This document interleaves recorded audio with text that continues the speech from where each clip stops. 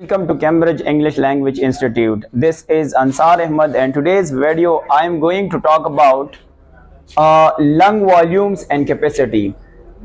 Lung volumes and capacity से क्या मुराद होता है? Lungs volume से मुराद क्या होता है कि volume of air associated का मतलब होता है link with the different respiratory cycles. Respiratory cycle से क्या मुराद है? Inhalation, exhalation.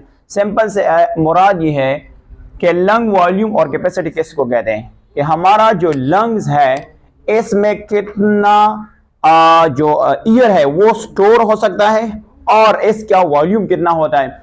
इसको हम एक डायग्राम से समझेंगे कि किस तरह होता है। फॉर एग्जांपल एक नॉर्मल एडल्ट जो है ना, एक नॉर्मल एडल्ट इसकी जो कैपेसिटी होता है यानी लंग्स में कितना एयर जो है वो स्टोर होता है।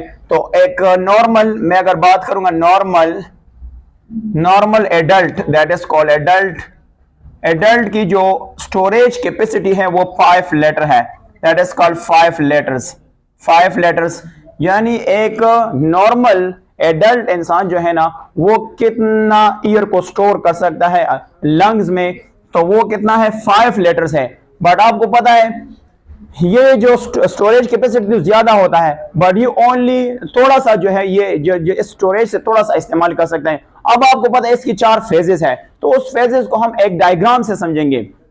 देखो मैं एक सिंपल डायग्राम ड्रा करता हूं, ये एक डायग्राम है दैट इज कॉल्ड, इसको अगर देखें तो सबसे पहला जो वॉल्यूम होता है उसको हम कहते हैं टाइडल वॉल्यूम। यहां से अगर देखें तो उसको हम क्या नाम दे देंगे, टाइडल वॉल्यूम।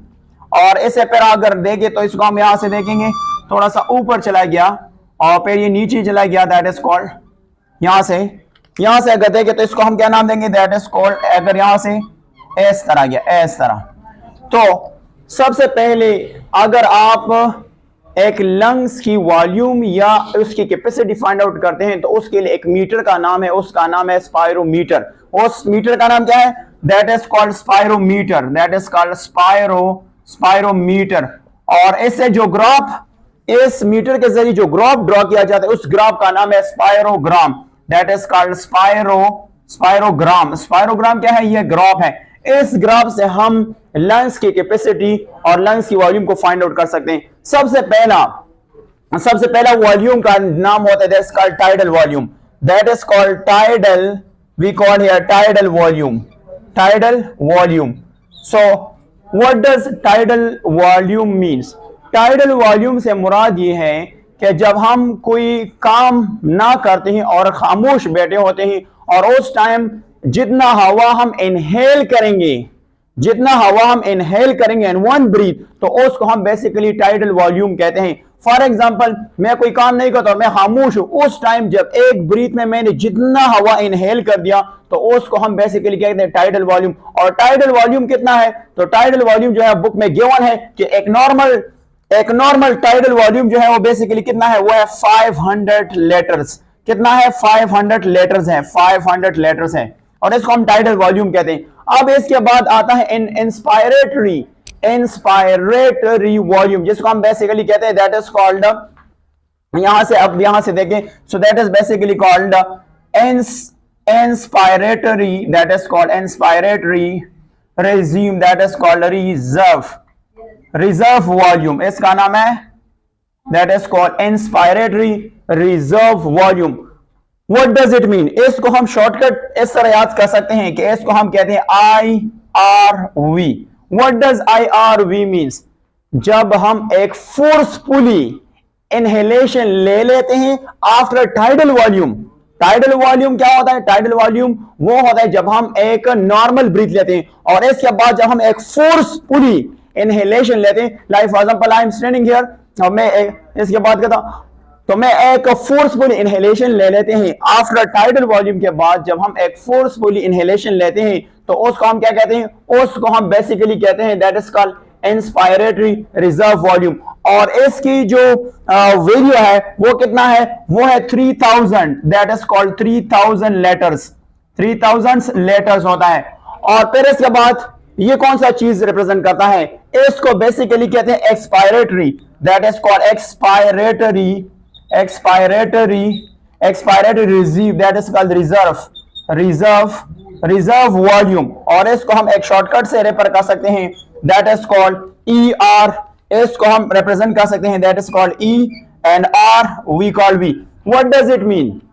आपको पता है कि रेस्पिरेटरी साइकिल्स के दो फेजेस होते हैं, एक को होता है इसका नाम इंस्पायरेशन, दूसरे का नाम एक्सपायरेशन या इनहेलेशन या एक्सेलेशन भी कहा जाता है। जब हवा अंदर आ जाते हैं तो उसको हम इनहेलेशन कहते हैं, जब हवा बाहर जाता है तो उसको हम क्या कहते हैं? वो उसको हम एक्सपायरेशन या एक्सेलेशन कहते हैं। अब देखो, जब हम एक फोर्सफुली एक्सेलेशन करते हैं, एक फोर्सफुली एक्सेलेशन करते हैं after tidal volume, we call it what? We call it here that is called expiratory reserve volume. इसको हम क्या नाम देते हैं? और ये आपको पता है कितना है?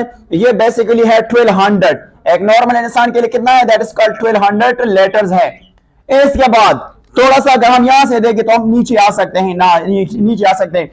अगर एक एक्सपायरेटरी वॉल्यूम के बाद अगर लंग्स में बाकी जो ईयर रहता है उसको हम कहते हैं रेजिडल वॉल्यूम। इसको हम क्या नाम देंगे? Fourth number. ये जो देखो, अगर हम फोर्सफुली एक्सहेलेशन करें आफ्टर टाइडल वॉल्यूम के बाद, और फिर इसके बाद लंग्स में जो भी हवा रहता है उसको हम कहते हैं that is called fourth step, that is called residual, that is called residual volume. इसका नाम क्या है? Residual volume. और इसकी वैल्यू कितना है? पता है इसकी वैल्यू कितना है? इसकी वैल्यू है 1.5 लीटर्स। इसकी वैल्यू है that is called 1.5 litres, that is called litres here. तो आपको पता है ये जो ग्राफ है, ये बेसिकली अगर आप सेकंड ईयर के बुक उठा दे तो उसको रीडिंग के फॉर्म में दे, मैंने इसको ग्राफ पे जाहिर कर दिया कि कितने तरह के वॉल्यूम है। एक का टाइडल वॉल्यूम। टाइडल वॉल्यूम कौन सा होता है? वो वॉल्यूम जब हम आए खामोश बैठे होते हैं और उस टाइम जितना हवा आप इनहेल करेंगे तो उसको हम क्या कहते हैं? Tidal volume. इसकी वैल्यू कितना है? 500 लीटर। इसके बाद जब आप इनहेलेशन करते हैं, फोर्सफुली इनहेलेशन करते हैं आफ्टर टाइडल वॉल्यूम के बाद, उसको हम कहते हैं इंस्पायरेटरी रिजर्व वॉल्यूम कहते हैं। वो कितना है? 3000 लीटर है। इसके बाद अगर आप एक फोर्सफुल एक्सेलेरेशन करते हैं और किस टाइडल वॉल्यूम के बाद, तो वो क्या है? 1200 लीटर्स है।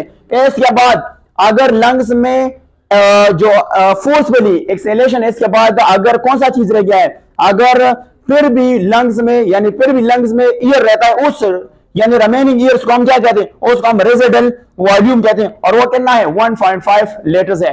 That's it.